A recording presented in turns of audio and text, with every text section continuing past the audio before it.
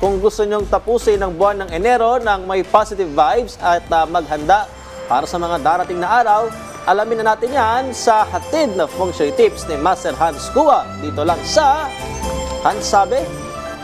Rise and shine mga ka-RSP! Ito na po ang gabay, patnubay, palala at prediksyon ni Master Hans Kua ngayong araw ng Friday, January 31, 2025. Simulan natin!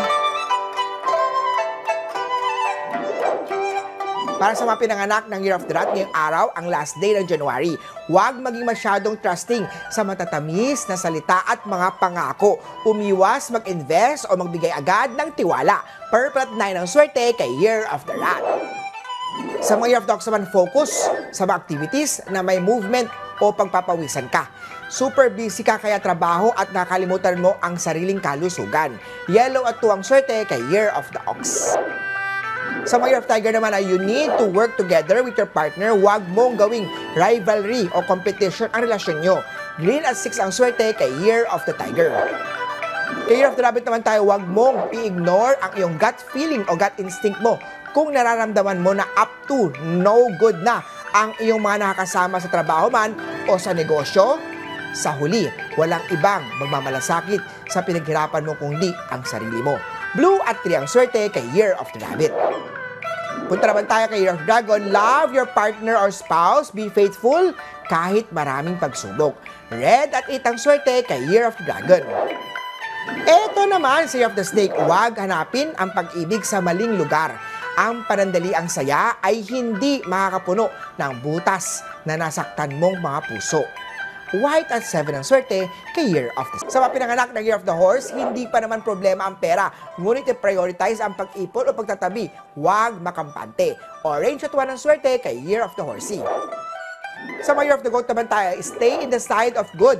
Kahit nakakaakit ka ng mga laki ng kikitain sa mga iligal na gawain, masisira lang ang pangalan na pinaghirapan mong bunuin sa isang iglap. Brown at 4 ang swerte kay Year of the Goat. Sa mga Year of the Monkey naman, huwag maging masyadong negatibo sa career, negosyo man o sa trabaho. Walang madali sa simula, kaya huwag masira ang kalooban. Gold at 8 ang swerte kay Year of the Monkey. Sa mga Year of the Rooster naman, today is good day para sa magplano ng proyekto at paglipat ng trabaho.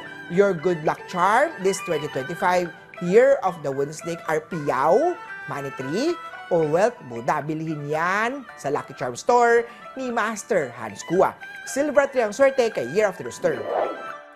Ito naman kay Year of the Doggy. May advisor pero nahihirapan ka dahil nakatali ka na sa relasyon. Dapat iwasan na ito or huwag ma-engage sa mga third party na mga romance.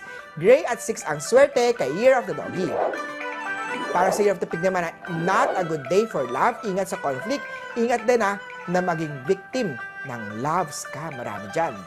Orange at 1 ang swerte kay Year of the Piggy. Muli po ito po yung mga gabay, patnubay, palala at prediksyon ni Master Hans Kua. Nasa inyong mga kamay, nasa lalay ang inyong tagumpay. Kaya always be positive at i-claim ang mga swerte, mga ka-RSP.